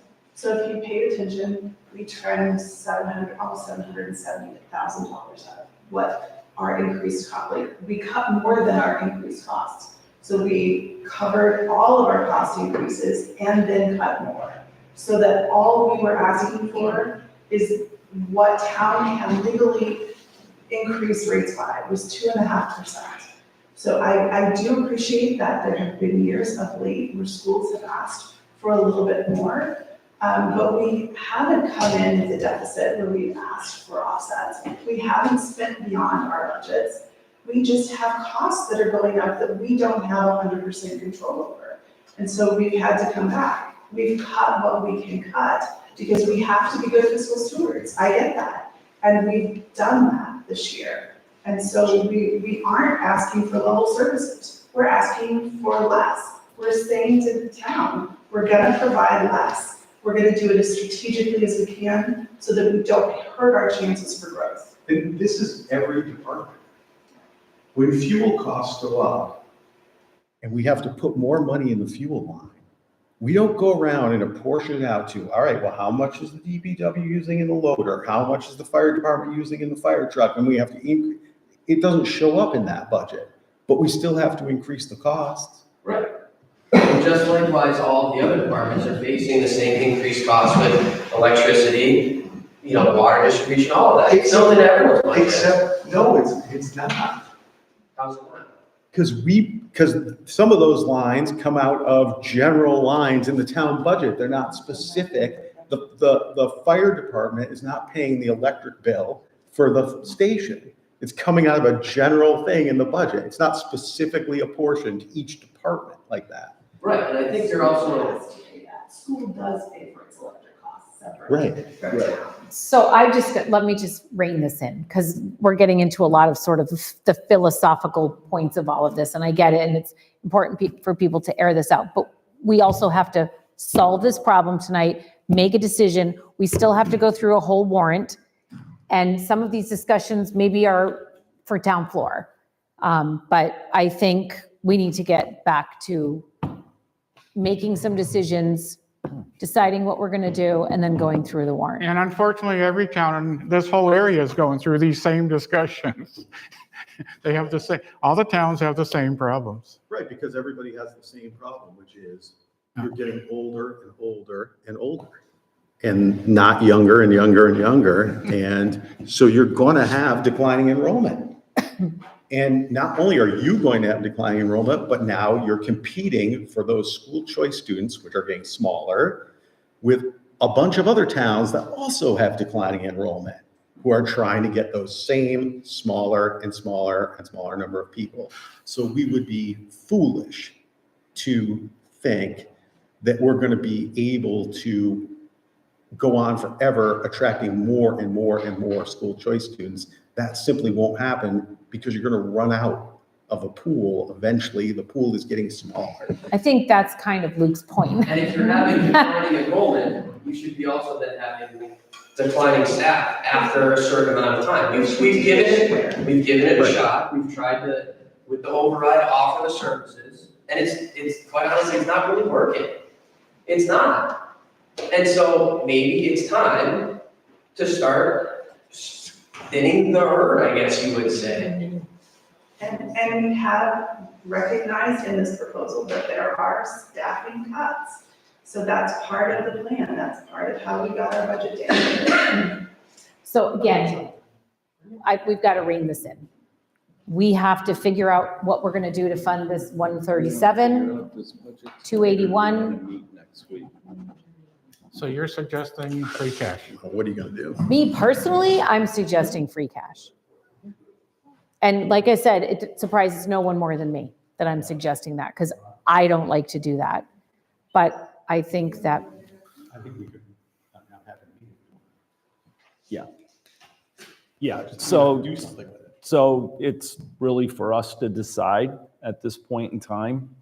And I just threw out, like, do we want to meet next week and chat about it, or are we ready to make a decision tonight? I'm okay to make a decision tonight. Okay? Don't we have to sign the warrant tonight, Marlene? Mm-hmm. Yeah, Next but- Thursday is the latest, next Thursday, No, I next understand Tuesday, that. but next Tuesday is the latest you can sign. Yeah, but the budget. Yeah. The budget, well, I mean, we've made changes changed to the budget right up to the minutes town meeting. Before town meeting, so there's always flexibility there, so. Unless we're gonna take the time and go through it more, I don't know that it's. I don't know where we're gonna find, Yeah. you know, we're not gonna find $137,000. I mean, we could, but it wouldn't be pretty. So I would entertain a motion to increase the Volk School tuition and transportation by $137,281 and use our free cash, which has an availability, which is currently $151,115. I'll make that motion. Okay, there's a motion. Do I have a second? I'll second that. So you're using all of the free cash that's left? Well, No, Is that what you're no, saying? it's, Oh, I free thought- cash is okay. 151, they use Right, 137. right, okay, 7, okay, 281. okay. I misunderstood you. then. No, I'm sorry, Marlene. That's all right. Okay, any further discussion? Hearing none, all in favor say aye. Aye. Any opposed, nay? Motion carries.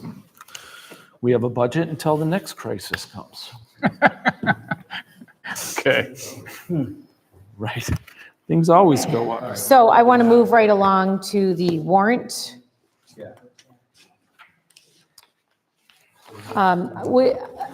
As usual, we go through article by article. Some are quicker than others. So Article 1 is just to set the elections for the following week.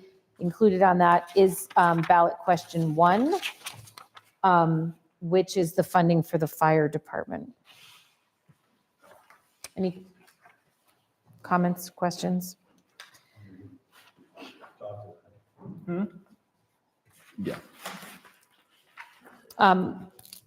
The next articles are all sort of just the sort of housekeeping ones. Do you want to go through them individually? I mean, one is to allow us to apply for and accept grants. No. No, enter into compensating No. balance agreement. Chapter 90. Chapter 90, snow and ice. Snow and ice will come out of free cash. That's right. And that's already been calculated in there. Yep. Um, No more snowstorms. Voc transportation, we just went through that one. Yeah, that's current year Voc. Okay, so now we're getting into the lease agreement on the photocopier for Town Hall. Anybody have anything on that? 5-year lease agreement for the postage meter at Town Hall. Because it's in excess of 3 years, we have to vote. The Right. 5-year rate was cheaper with a 5-year lease. Right. And then Article 9 is to authorize the select board with the approval of the school committee to lease all or a portion of the roof at the elementary school. This would be the proposed solar project, correct? And that would just be if we were ultimately approved. So this is just getting ready for if we were. Position us for the grants. Have the ability to do this. Any questions on that? What? Oh, can we advance this? So are people at home able to see this? Thank you, Bob. Article 10 is the enterprise fund article. That's also kind of just housekeeping and boilerplate. Everybody good on that one? This is the override budget. Article 11 is the override question for the fire and ambulance department. Is Elena still here? Elena, I know I've had a couple people reach out about if they'll be able to be like a secret ballot on that question. Will you have that capability there? We always have. Okay. And I mean, that just somebody, I don't know if they'll actually ask, but people have asked me. Yeah. Okay. I do know that there are townspeople interested in that. Bob has a question. Pardon? Bob has a I'm question. sorry, Bob. I know we're still kind of moving. Do we have a dollar figure for that one? And I guess I also asked when I was at the previous meeting, I thought we were doing 2 questions. And it looks like there's only one. Right. So I never got an answer. All I heard was that there was only one question going to the ballot, but I also don't. There's one question going on the ballot. Right. 66,000. Okay, and the previous week that I was at the meeting, it seemed like we were gonna let the residents make the choice of which way they wanted to go, and that's not on there, I take it. I only see the one. There was, I guess it was, I wasn't there, it was a discussion when I was sick. You guys would have to speak to, there was a decision to only put one question for it, I guess. Right, that's right.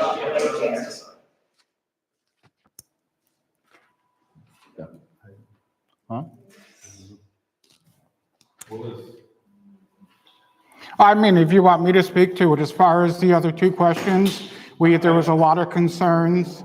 There was a lot of concerns and there was not enough of answers. So it's something that has to be researched a little bit more and gotten more information about how it affects everything. That's why we decided to only have that one question on the ballot. And that is, it is specifically, Bob, an additional $66,000 for the purpose of funding personnel in the fire ambulance department. So that is the increase in salaries for the current funding structure, or excuse me, staffing structure. Right, so it maintains the 16 hours that you currently do, and it gives you the ability to, I know there's, to have someone to offset some of your hours, which I know is a challenge, and then to pay paramedics and people more so you're more competitive. And the other one, I'm sorry, I sit in the corner. The reason to remove the other one? We just felt that we needed more information on it, that's all. A lot more research. We didn't think we could answer all the questions everybody would have about it, like, what if it passed? Like, is there more expenses to go with it, that kind of thing? I think there are more expenses, but we don't have the answers to that. It's not just as simple as adding personnel. There's more to it than that, and I don't think we had the answers to that. Okay. Article 12 is revolving funds. That's one that's always on there as well.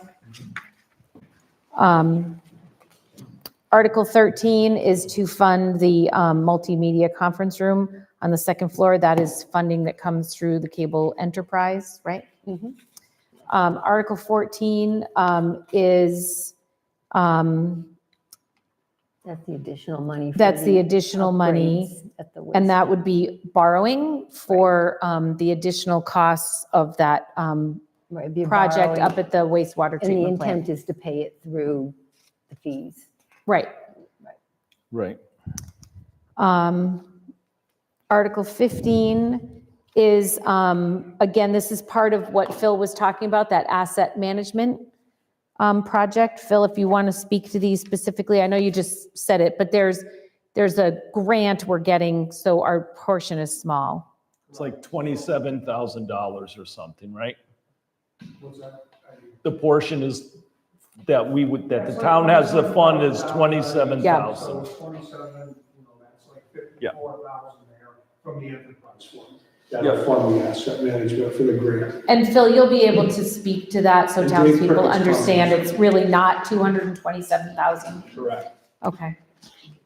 And then we get into the CPA articles. Do you want to go through those individually? There's, the first one is just, see if the town will vote to, It's the budget. yeah, It's their, yeah. it's their budget. Want to correct the budget. And then, okay, right, I see what you're saying.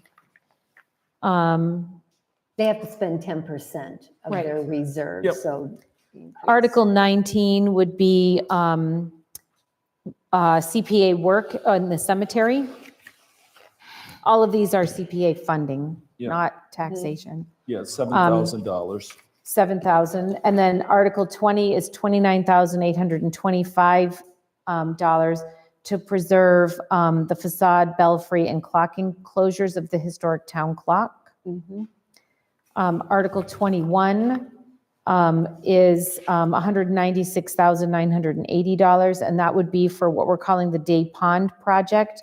Again, all coming out of CPA funding. Yep.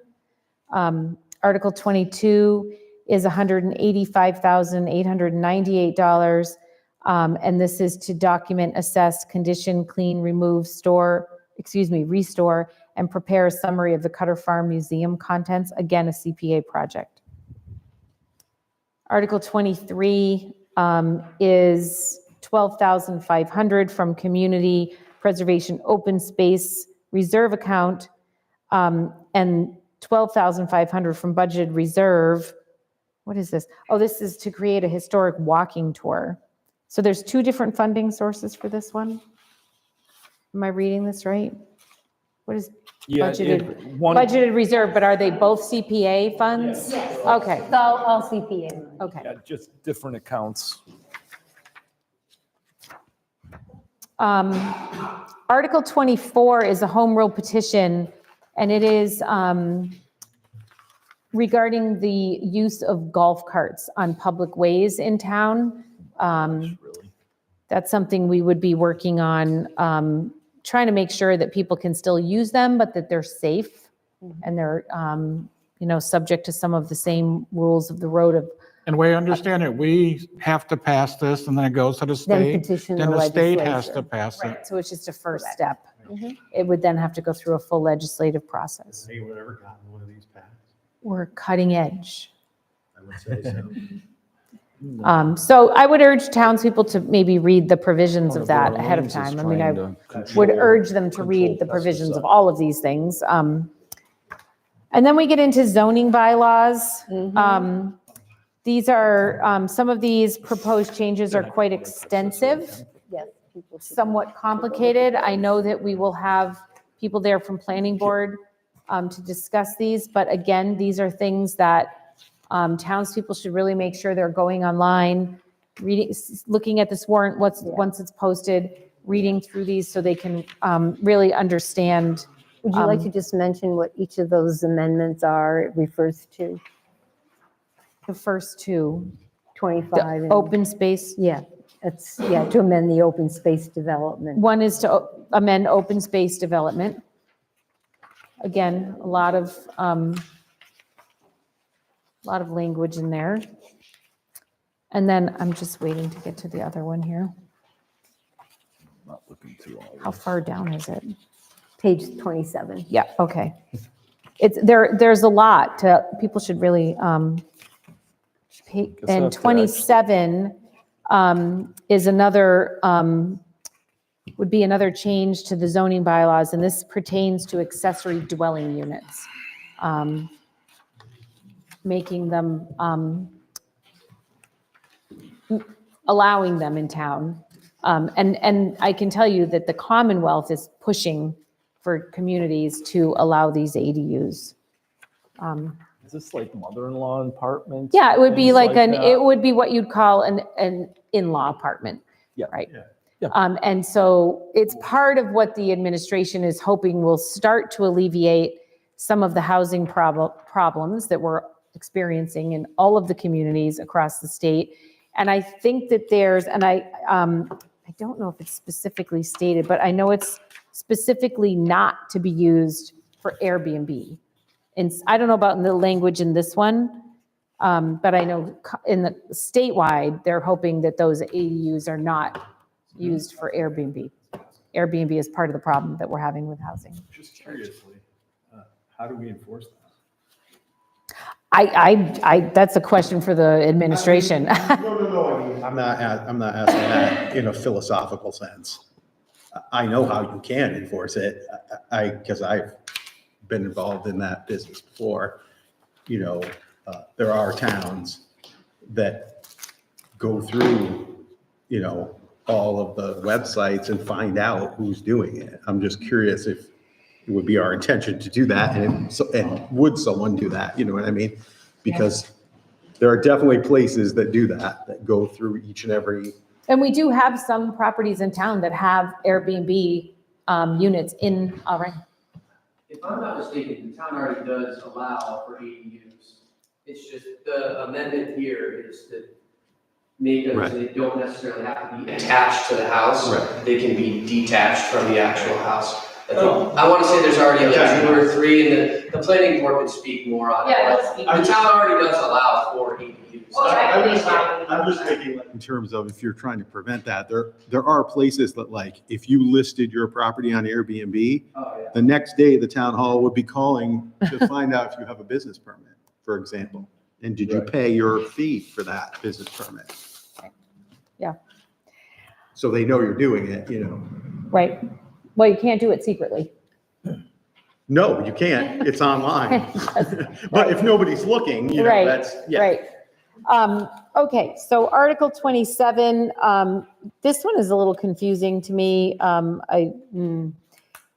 Who would speak to this? Would this be Bill? Who's going to speak to this article? Yeah, it's a good question. Actually, it's the. How did it get on here? Town of Whately. So Whately asked us to put it on? Asked us to put it on. Well, So this I mean- is for property that is owned by the city of Northampton, but a portion of that property is in I missed the Hatfield. budget on here. Is that Oh, up no, by it's the right here. reservoir? Oh, no, that's not it. Phil, you have an idea? I sent you the map. Oh, it's number 10. You know what it is, Luke? What's the parcel? That concrete head wall, where it touches Whately and Haydenville Road? You know what they're talking about? Oh, that must be your. I was gonna say by a Quadros, right, up That there? would be my assumption. Okay. Whately, where it touches Haydenville Road. Yeah, yeah. It's either that or we're in the corner by where like the tree farm is and stuff. Oh, So who okay. put the article on here? Whately had asked us if So we would they vote. be able to send someone to speak to this? I mean, we'd have to allow them I to would- speak on town I would floor. expect that they would be sending. People will have questions. I don't about really, this. it's to, Yeah. So I would maybe give them a heads I up. still have questions that I'm waiting to get a response. acquiring by gift purchase or The eminent town of domain. Hatfield, the town of Hatfield is. We didn't ask to. A permanent easement for the purpose of a concrete head wall and stone outlet protection shown on some parcel. Okay. Well, we better figure out where it is, that's all. Yeah. Mhm. I don't know where Yeah. it is. To be able to speak to that, so. By the way, the budget article was Number 10. number 10. So, Okay, well, is there anybody have any, can we vote this tonight? Or does anybody have any?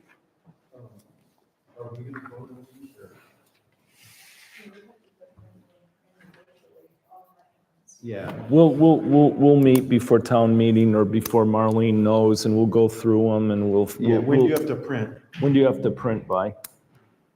The warrant has to be posted no later than next week. Right, but the warrant, does the And warrant have? usually you have in the articles whether you're recommending. Right, so that would have to be done. So I need to post it, I believe it's next, is it next Wednesday? Next Wednesday or just do it Thursday? Or do we want, I don't know, it's up to you guys, I'll do whatever. Because if they don't have their recommendations tonight, we don't vote it, Marlene, the select board? No. You could We can still it. vote it? Yeah, it would just be, when it It gets wouldn't be in the printed. warrant that's posted. When it gets, right. When the town meeting warrant gets posted, the recommendations would not But be when we in go there. to town meeting, But when I prepare the handout for town meeting, which they essentially get a copy of this, That we Yeah. could vote this tonight just because I'm not you here? can vote the warrant. Okay, yeah, You okay. can vote the Okay. warrant. Yeah, not looking. Yeah. yeah, that's happened before, I think, where we just go to You town have- meeting and the handout says Yes. recommended or not You're right. recommended. Right. Yeah, it doesn't have to be on. We have posted the warrant in the past without your recommendations. Yeah, but we assure you guys and the townspeople that we will have recommendations by Okay. town meeting. Okay. 'Cause- Okay, so we need to vote, so the finance committee doesn't vote the warrant, just the select No, board. just, So if We you don't touch two it. are comfortable with the warrant as it stands, then we should vote that night so that we can get this signed and posted while I'm still here. That's fine. I'm okay with it. So I'll need a motion Your motion is what? to accept the warrant as presented. I'll second that motion. There you go. Okay, did I make it? I guess I made it. So a motion's made and seconded. Any further discussion? No. All those in favor? Aye. Aye. Marlene, thank you for your work on this warrant. You are welcome. Okay. And just quickly, the ARPA balance, actually it's 275, 283. I was thinking it was 214. So that's what's unobligated right now. Is there anything else, or can we adjourn? Oh, sorry. I just had a question. Never mind, I answered myself. I was gonna suggest that maybe since we have to spend the ARPA money by the end of the year, we could use the ARPA money to fund the $137,000 deficit and not touch the free cash and just let it roll forward and then use it if we had to fund the Route 5 project, but I'm guessing that would not be in timely enough. Yeah, that would be It a would be timely too late. issue. Yeah. Yeah. It just, Because the ARPA is more like for a one-time thing. which is what this Well, is. right, but basically we'd just be swapping. That's- Right, yeah, Mm-hmm. yeah. So since it's time limited, the cash just keeps rolling forever and ever if you don't spend it. Yeah. Right. Anything else? We're good. I'll make a motion to adjourn. I'll second that. Motion We're made just and gonna- seconded. Any further question? Any further discussion? Ed, you have to sign all of them. Okay. You have to sign all of them. All those in favor? Aye. There should be 6 there. Yes, thank you, Finance Committee, very much.